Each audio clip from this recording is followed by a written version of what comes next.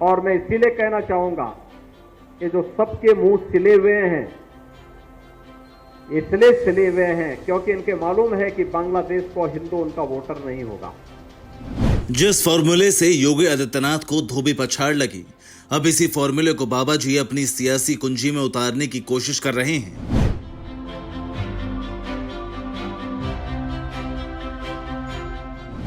ये अखिलेश यादव का PDA formula है। पीडीए यानी पिछड़ा, दलित और आदिवासी। इस फॉर्मूले से योगी आदित्यनाथ डी यानी दलित को साधने की तैयारी में है। इसके लिए वो बांग्लादेश में हिंसा को पुल के तौर पर इस्तेमाल कर रहे हैं। याद रखना, जो बांग्लादेश में हो रहा है, जो चर्चाएं हो रही थी अभी, वहां 90% जो हिंदू बचा है वह दलित समुदाय से है। और मैं इसीलिए कहना चाहूंगा कि जो सबके मुंह सिले हुए हैं, इसलिए सिले हुए हैं क्योंकि इनके मालूम है कि बांग्लादेश को हिंदू उनका वोटर नहीं होगा।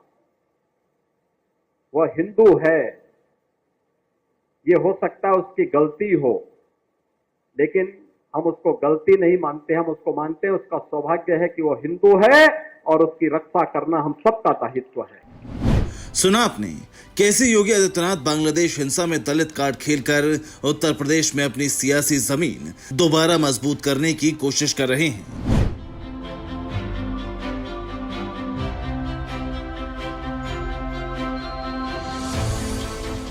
योगी आदित्यनाथ यहीं नहीं रुके, उन्होंने विपक्ष के होठ सिले होने की वजह भी बताई।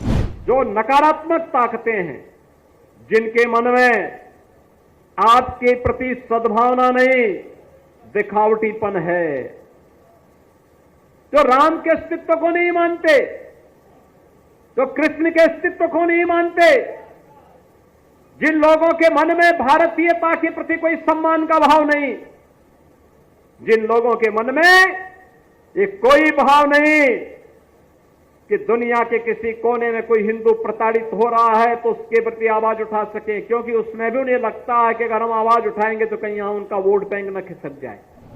योगी आदित्यनाथ का दावा है कि विपक्ष की चुप्पी की वजह मुस्लिम वोट बैंक खिसकने का डर है।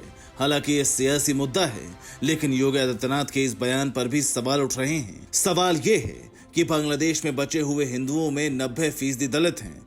यह आंकड़ा उन्हें कहां से मिला?